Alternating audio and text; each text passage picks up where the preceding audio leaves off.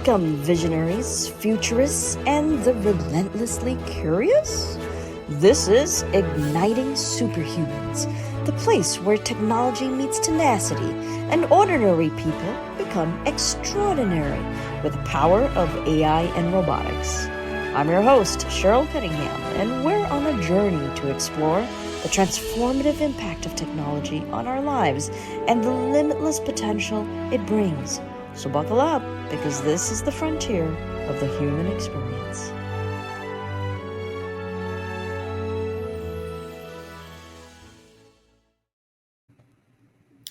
Welcome to the show. I am your host, Cheryl Cunningham, CEO of Huro AI, and with us today is the esteemed Tapan Aslot, and he comes to us from Gujarat, India.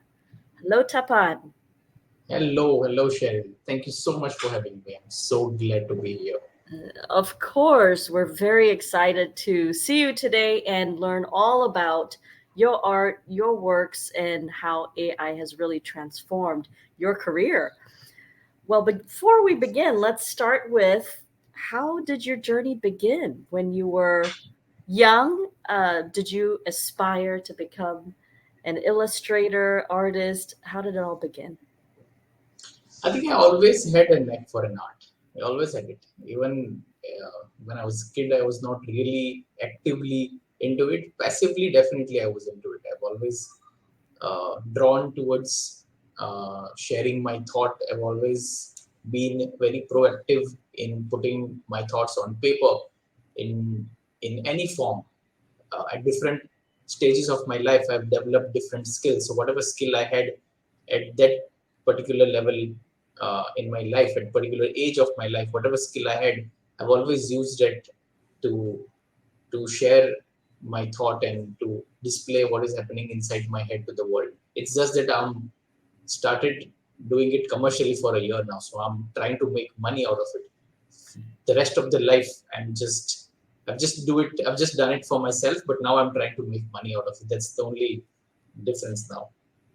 Wait a second. So you're telling me your art career only began a year ago? Exactly. Yes. I was not an artist before a year. I was a designer. I was an advertising branding marketer. I was not an artist before a year. Well, that's very interesting. So, give me your background on the advertising. Okay. So I finished my graduation in 2014, and ever since I'm working with different advertising studios, branding agencies, and marketing agencies, and social media agencies. A few of my initial years I've spent with television, creating all the animations that you see on television. When a festival comes, or when some offer comes, or when you want to show that there is a show upcoming at 8 in the night or 9 in the night, while you are watching television at 5 in the evening, you see those bands coming at the bottom, you see those small animations coming at the top. I started my career making those small animations for television. After that, I moved to advertising, and then I started exploring almost everything that I do now. I started exploring product photography. I started exploring videography, how to shoot TV commercials, how to shoot films, how to understand social media, the Google ads, and everything I started learning after I entered into advertising. I started getting more and more projects. Even after my office hours, I used to take up projects to learn more. Over the weekend, I used to work with different brands, different individuals to sharpen my skills. So my advertising agency journey has been more than 7, 8 years now. Wow. So, all put together, Tapan, it sounds like you spent quite some time honing your skills on advertising in your Quite some time. previous career. Wow. How long would True. you say, if you were to add all that up, how much time did you put in 8 to 9 into learn? years combined. 8 to 9 years combining. 8 to 9 Incredible. years in advertising. Yes. And all of a sudden last year, what changed? What made your career trajectory just switch to being an artist instead? I think a lot of elements played role. One of the very important elements, I would say, is COVID. Because of COVID, a lot of things were getting disrupted. A lot of jobs people were losing, a lot of companies were getting shut, a lot of new companies were coming up. People became suddenly more demanding because there were few people working in the market, but the amount of work that people demanded was the same. So people still wanted the same amount of work, but there were very few people delivering the work because a lot of people were getting laid off. So initially, the amount of work was getting pulled by 100 people. In between COVID or after COVID, it reduced to 60 people or 70 people. 30 people either were sick or were laid off or were not in the position to work. So 100 jobs versus 60 people. So definitely people were looking at something more accurate and something which is much faster than before, something which is like a magic, I would say. Because if 60 people have to pull off a task of 100 people, then I think magic is the only answer. It's not, it doesn't sound practical. And I think during the same time, a friend of mine showed Mid-Journey to me. He showed there's something called Discord, where there is Mid-Journey bot, and then you write a couple of text, and the platform will generate images for you. And I was absolutely blown away by the result. And I'm sure that you and everyone watching this video would have felt the same the first time they would have generated an image or a sound or anything using a generative AI. It genuinely feels like a magic where you are talking to a machine like you are talking to a human, and the machine understands your language. You not being a coder or a developer, you don't understand the Python or any computer language. You speak like a human being, and the computer answers to you. So that's a magic. So that was a pivotal moment for me, and I decided that this is something I'm going to take up for the rest of my life. Wow, that's really interesting to learn. And when you first picked it up, how long would it say it took you to be as, creative and fantastic as somebody that's done it all their lives? 7 months, Six, six seven to seven months months. to match Yeah, somebody that has done it their entire career. because the platform is so fast. It generates. I mean, we are living in an era where you get 4 images in 10 seconds. I don't think we all have ever seen this time in our life where we have seen 4 images getting created in 10 seconds or 15 seconds or 20 seconds. It's too fast. It's unbelievably fast. So the growth has also become faster. What people are achieving in probably 3-4 years, now achieving in just 6 months.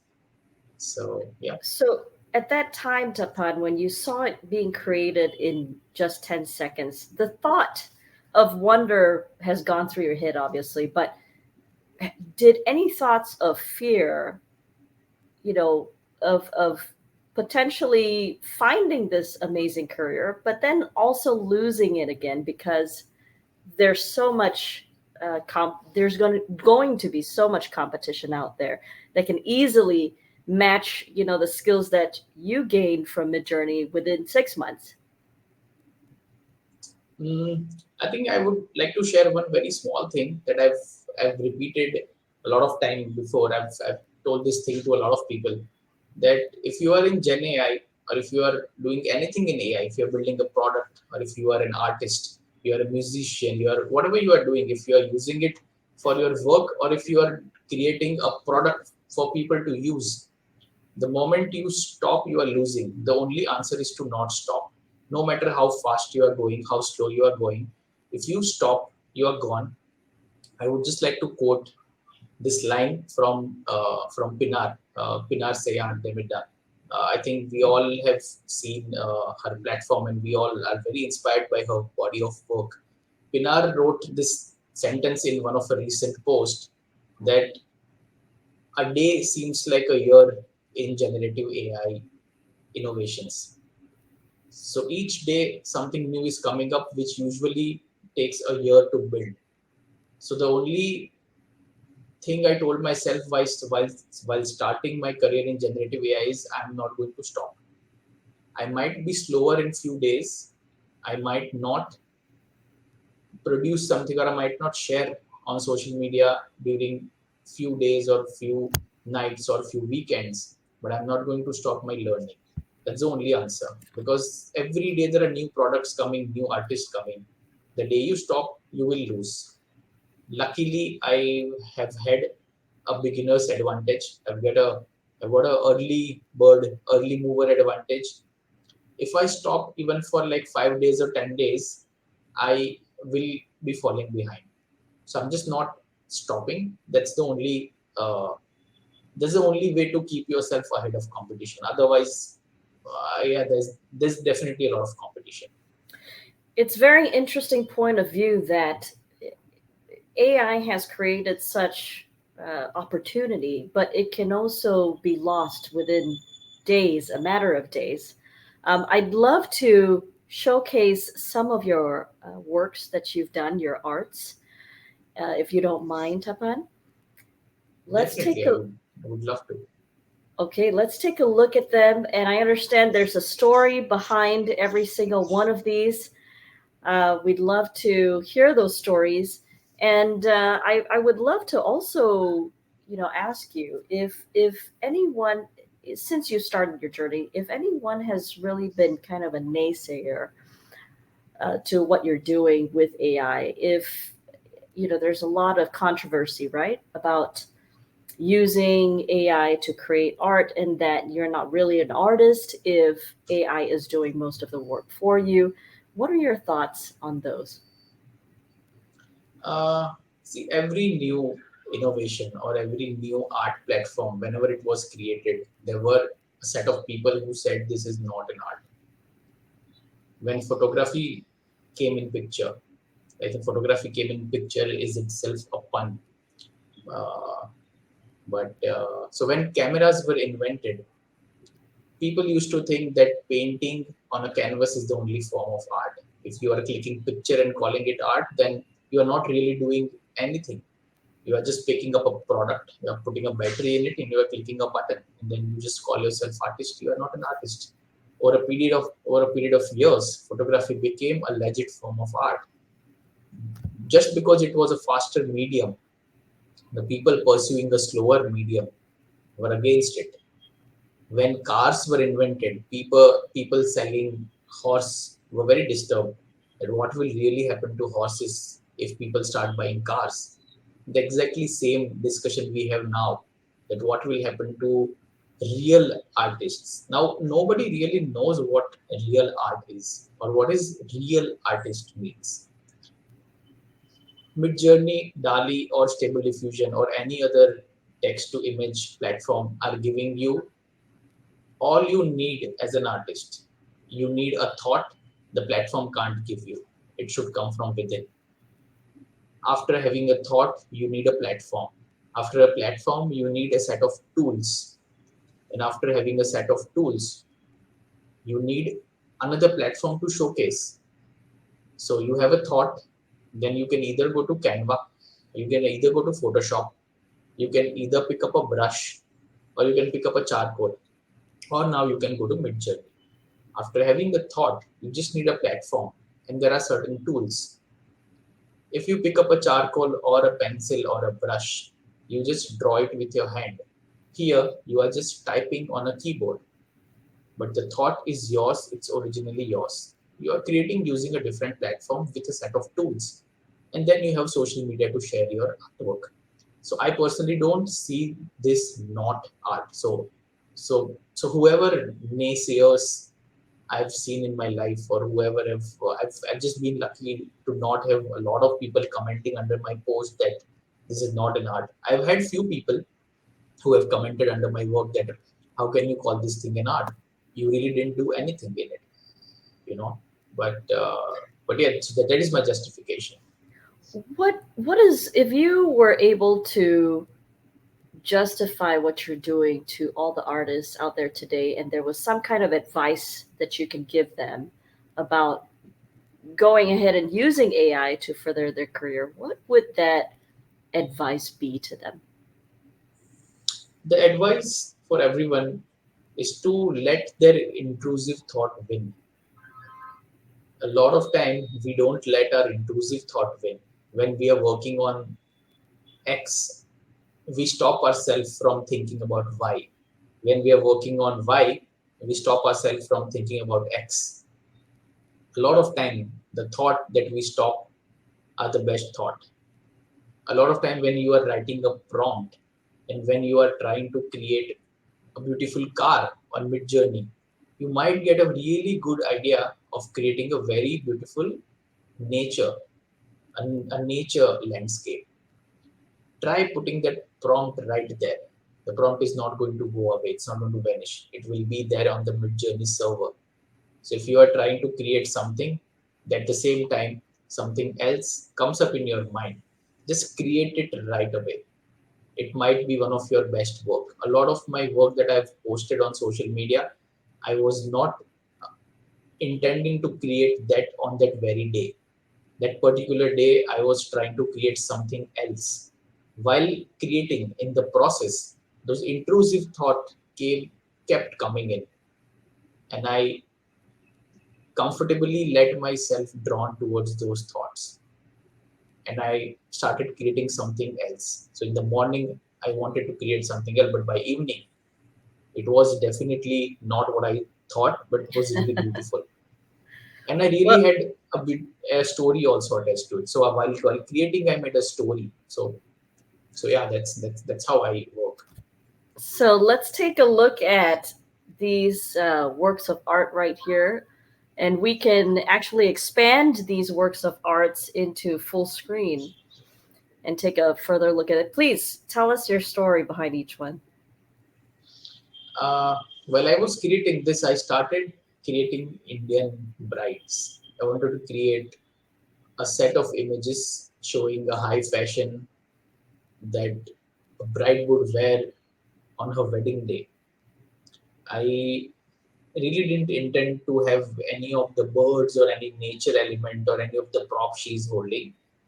I wanted to create a series of pictures where she's wearing something extremely beautiful, something very intricate, something very detailed, and I wanted it to reflect Indian culture. Majority of my work will reflect Indian culture. I'm that is something I'm consciously trying to have in my work. But as I started creating, I had multiple thoughts of having fantasy land or a fantasy background, and then I moved here. I moved to this series. So this picture is from a series called Enchanted Forest. In this series, there are portraits of people who are proudly posing with their fantasy pets. Now, I really didn't. So I personally don't really support a concept of having pets, but then as a composition, it was looking very nice. So I let the thought flow, and I created a series of people who are in enchanted forest, like a very mystical, very fairy tale forest where people are Right. posing with the animals and birds. So you said you're opposed to using animals, or maybe you don't like using animals in your work. Why is that? No, I am not in favor of having pets. Not in the artwork though. I personally don't like the idea of having pets. That's just against a natural Gotcha. freedom that the animal would enjoy. That's it's a personal choice. So I don't like the idea of having a pet. But yeah, in the artwork it started looking nice. So I thought I should have it. Okay, let's move on to the next picture. Yes, that's again from the same series. I was Gotcha. trying to create a Beautiful. few images of female characters and male characters. Now, what you are seeing here is a very high fashion, something that Vogue or GQ or Yeah, similar nature of magazine would really print. So I wanted to achieve that quality. So this beautiful. image is created using Midjourney version 5.1. So before 5.1, we had 5, and before 5, we had 4. So all of those versions, those models were not really capable of creating so much of a detail in one artwork. I always wanted to create something very detailed, very maximalist, and also very clear. So I've been trying to create something very detailed and also very clear, because Mhm. initial models were not capable of creating something like this. I always try whenever a new model comes. So I think while I was creating this only a day before Mid Journey released 5.1, and I thought that I have to try, again, while I was creating a series for Indian Bride, I thought, why not? So I started creating this, and version 5.1 is fantastic. I mean, now we have 5.2, but these were created on 5.1, and I was really satisfied with the outcome. I've tried it myself and I can't seem to put more than one character into the picture. So I'm really interested to find out what kind of prompt or how did you learn how to, word your prompts to get this kind of a result. I I've tried it and I it's very difficult. I think it's a lot of trial and error.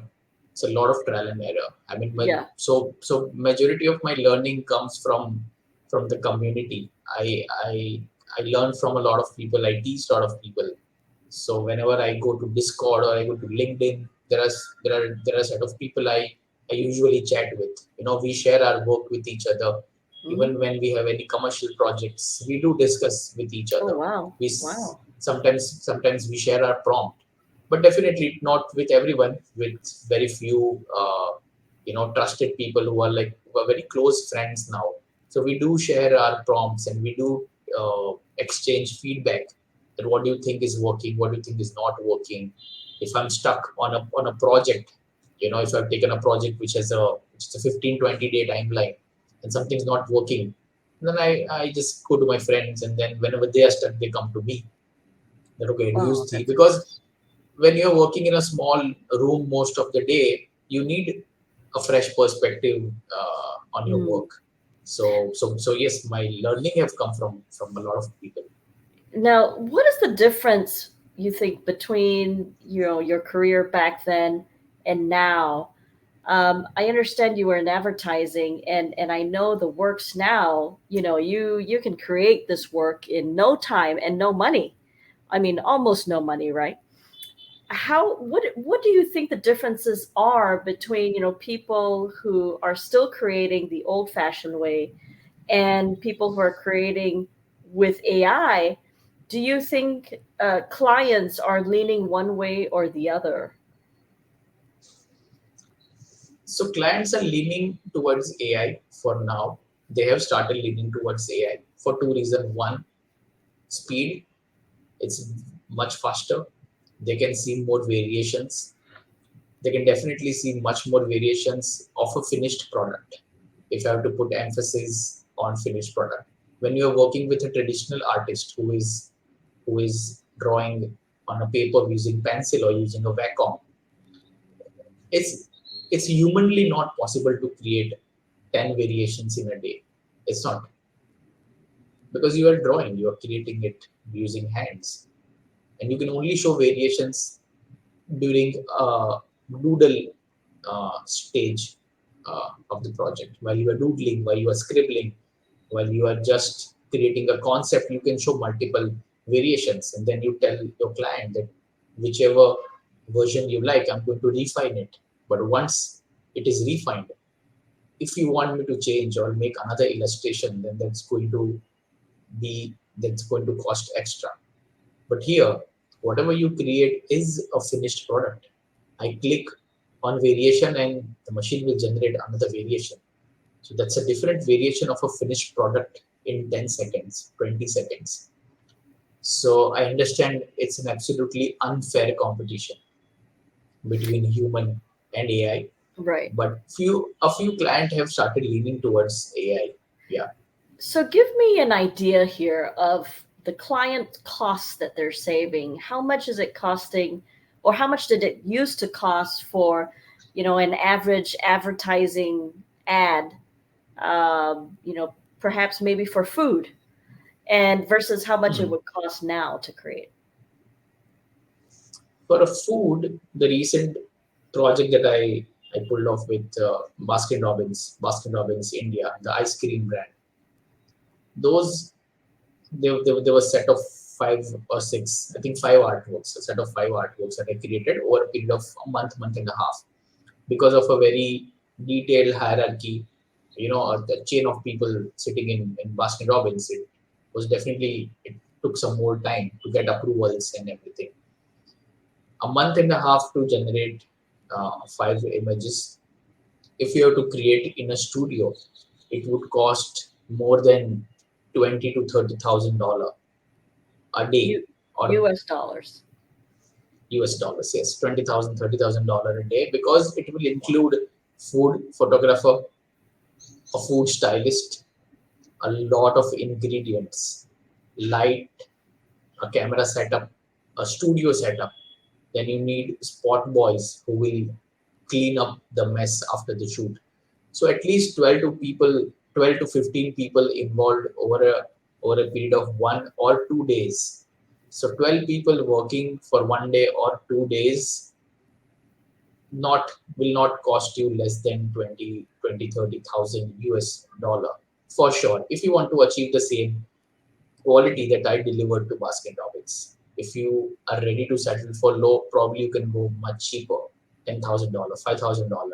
You will definitely find people who will work for $1,000 also.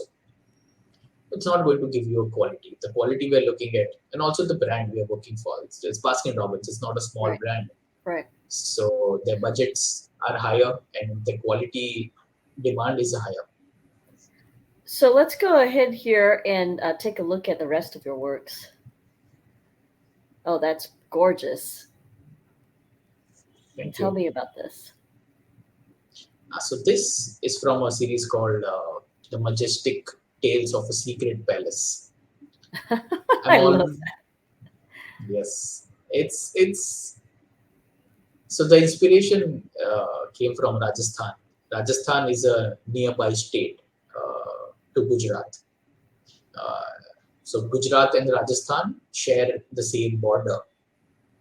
Rajasthan has been one of my most favorite destination for vacation. This magnificent, giant, ancient palaces. Even the culture, Rajasthan has some of the warmest culture I've seen, some of the most sweet, some of the most welcoming people I've seen in Rajasthan. It's so it's so mesmerizing to visit Rajasthan that so whenever I visit, I get a feeling that Rajasthan has something very mystique, something very mysterious, but not a lot of people gets to see it. Rajasthan's history, even the current time that Rajasthan is seeing, it has a lot of history preserved, a lot of innovation coming. So it's a perfect blend of ancient and futuristic. So I always try to blend futuristic artwork or a futuristic technology with the ancient culture of Rajasthan. So the series represents that. The rest of the artwork in the series are about the people living in this palace, how they are innovating using futuristic technology. I love this. It is very mystical and it feels like just a far away, land somewhere that just doesn't exist. It's imaginary, but you really want to be there. Um, Tell me something. It's all your artworks are so absolutely gorgeous. Do you there's a lot of controversy, right? Of these artists kind of naming other people um, to create these artworks, right? So, for Yeah, example, the prompt could be in the form of Pablo Picasso, for yeah, example. So there's a lot of controversy about, hey, you're copying a certain artist's style of artwork, and so you should definitely, there's a lot of royalty talks going on. What is your take on that? And is there any advice that you want to give artists? definitely. Whenever whenever I'm working on a commercial project, I avoid using any artist's name, or I avoid copying an art style. Even when I'm not working on a commercial projects, majority of my work that you see on social media, they are not copy. Like I could have created this in Van Gogh style, but I didn't. For two reasons. One, copying someone's style is like a cheap trick to get fame or a cheap trick to get more likes. And second, if I just write Van Gogh style, I'm not going to learn how to write a good prompt. I can easily copy a prompt from. There are so many websites giving out free prompts now. I can just easily copy and paste and create something. As long as it's AI, people are going to click like. Because it's a new thing. It's trending. It's trending. It looks beautiful. I can put 5 posts in a day. So they will say like. I can easily copy, prompt and paste, but then my learning is not going to be there. I'm not going to learn anything. So the advice I always give is not to mention a living artist's name, an artist's name who is trying to make a living out of it. Pablo Picasso is not alive, not making any money.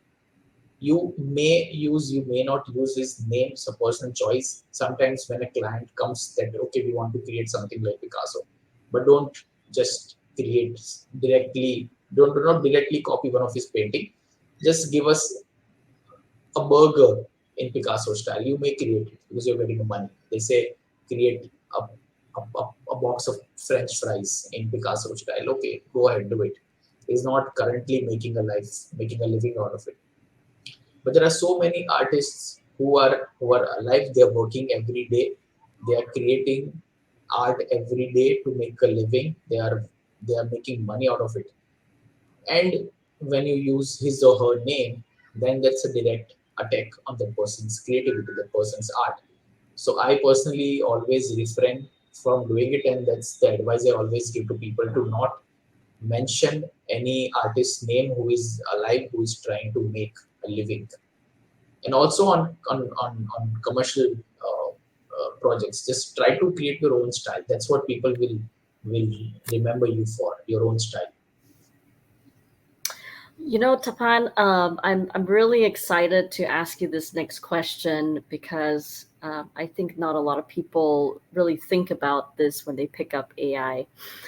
Um, and the question is, what do you really want in life? And how do you think AI can actually help you get to that point? I want two things in my life. That's again that's a very deep question, and that's a very meaningful, very profound question. No one has ever asked me before. So I'm really glad that you asked me this question. Really, no one has ever asked me such a profound question that what do I need in my life? Now, whether it's in a context of generative AI or without generative AI, just as a human, what do I want? But if I speak in Gen AI context, first I want to teach more people what is AI, and second, I want to create more and more artwork. I want to create. I want to see the world that is in my head.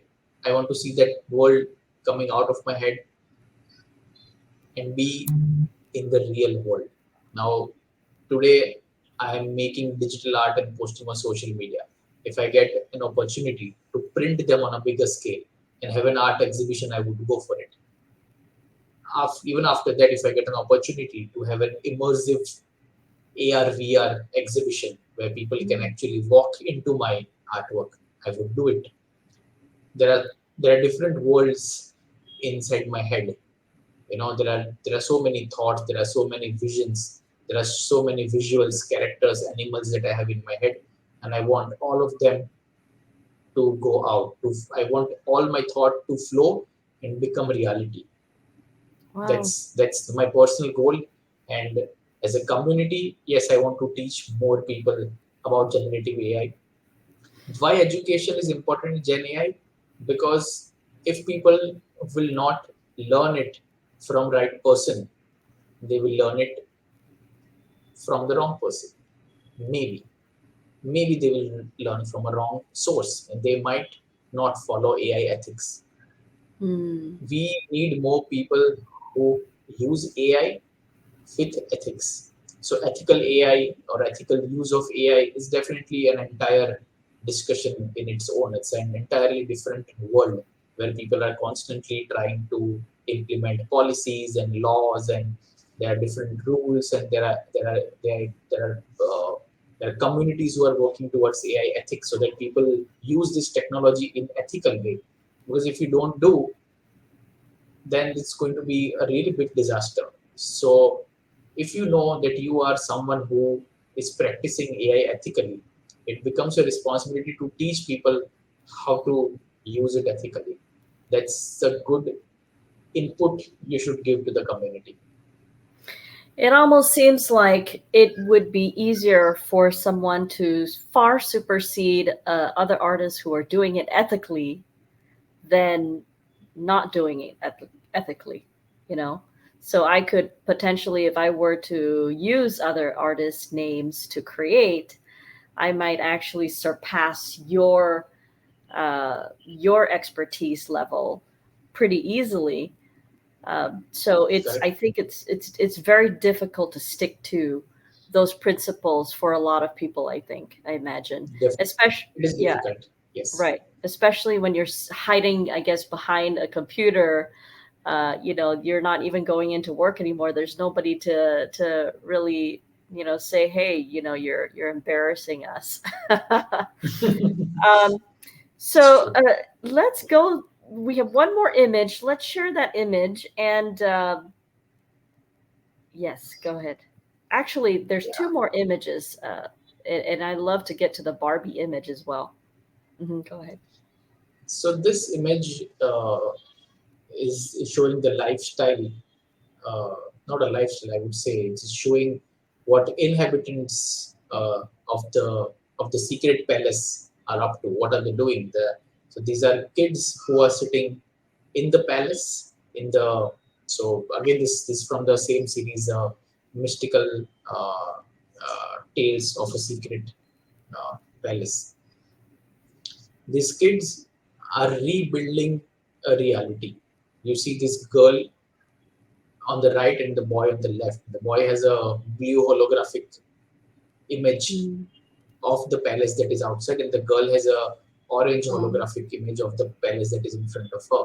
So they are mhm. learning how to build and rebuild worlds, Oh, wow. because because the state Rajasthan has a lot of ancient history, and they have preserved a lot of ancient wisdom. They have a wisdom to build and rebuild world.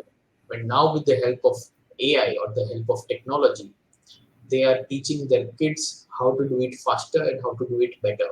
So they are teaching their kids how to build a better and more ethical world. So yeah, that's the Tapan, image. this piece of work is giving me goosebumps. It's as if you're predicting what the future is going to look like. I truly believe this is where we're headed, and I would say maybe in 30 years or so, this might be where we are at. I mean, it makes sense. It's going at such an exponentially advanced rate right now. So yeah, I Absolutely. think you've become a fortune teller with your artwork here. This is this is I hope so. this is incredible. And by the way, earlier on when you mentioned that you would like your artworks to be showcased in some kind of a VR effect, did you hear about the first virtual museum that just opened, Oh, or virtual oh no. zoo? I'm sorry, virtual zoo. Oh, is it? Oh, I've not heard about this. Yes, Google it. It's very interesting. So now you can actually go to, for those who don't, appreciate real animals being in a zoo, now you can Hmm. just go to a virtual one and learn from that. So I don't think you're far off from this reality here at all, Tapan. Sure. Let's take a look at the Barbie. Absolutely. Yeah. This is a hot topic right now, of course.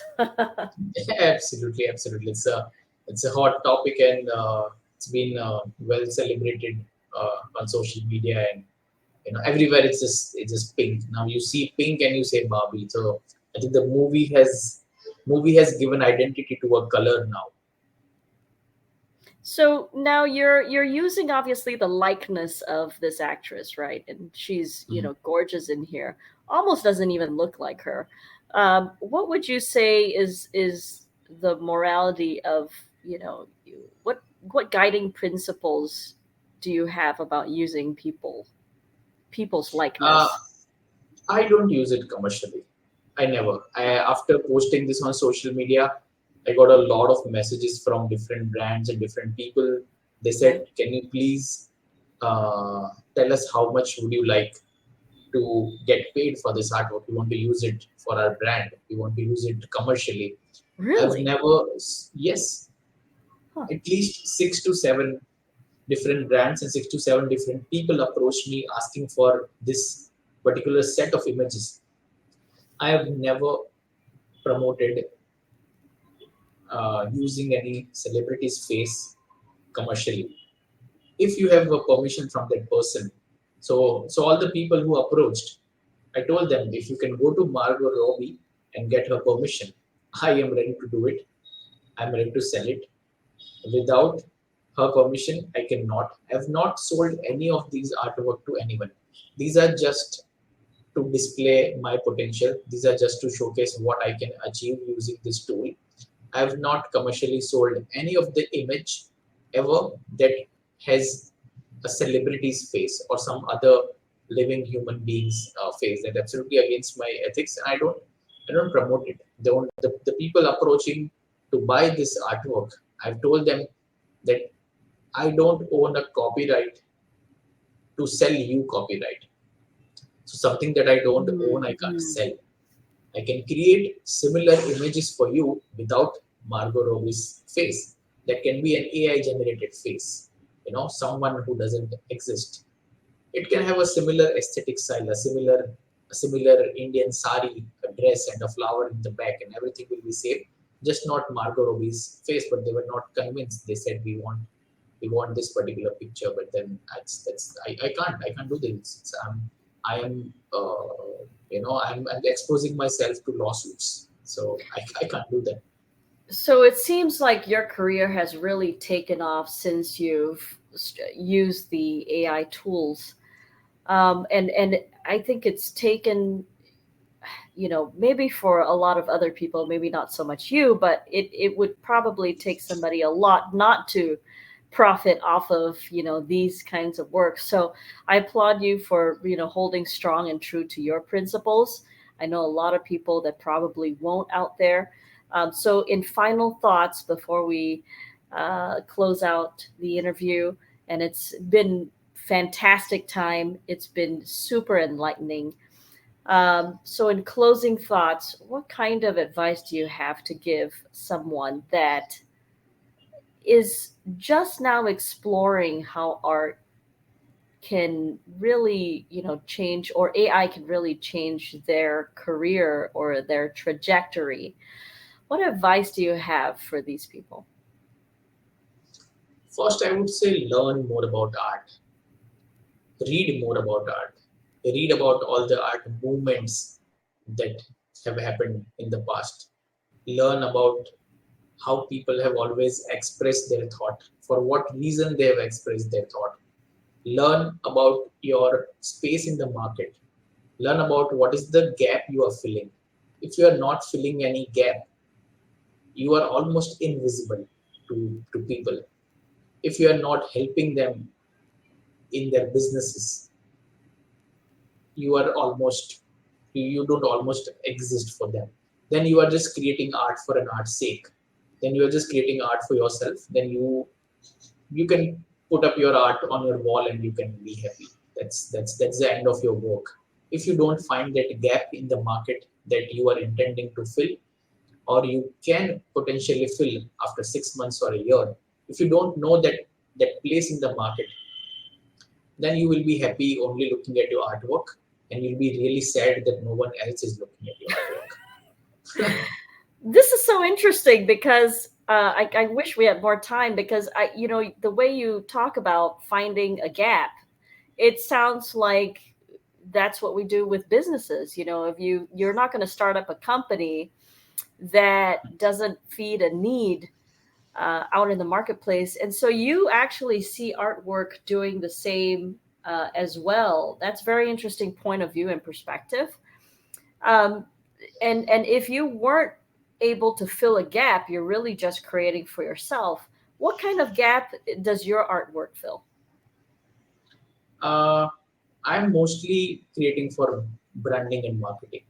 I'm creating artwork for brands because that niche I'm very familiar with. I have been in that field for over like 8-9 years now. I understand how a brand work. I understand how they think. I understand what are they looking for. I understand what they don't like. So whenever I'm creating a piece of art or I'm creating an image using Midjourney or Stable Diffusion, I have that thing on the back of my head that okay, this is if I'm when I was working for Baskin Robbins, I knew what they would like. I knew what they would not like. So that's the position I have marked where I want to make my name. Let's see how Gotcha. much success I can get. I'm trying, still trying.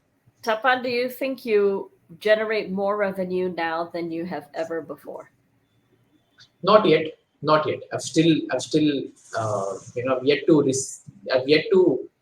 reach to that point where I start generating more revenue that I was generating before. But probably in a year, I'll be there. Maybe Wow. I'm trying to reach to that level in a year. Well, Tapan, it has been an absolute pleasure. I know our viewers have learned a lot from today, have taken a lot away from today. I know I have. And I thank you so much for joining us. Until next time, Igniting Superhumans will see you back with yet another esteemed guest. Thank you so much, Tapan. Thank Have you, a Cheryl. Thank fantastic, you so much for having me. It was have a wonderful fan, speaking.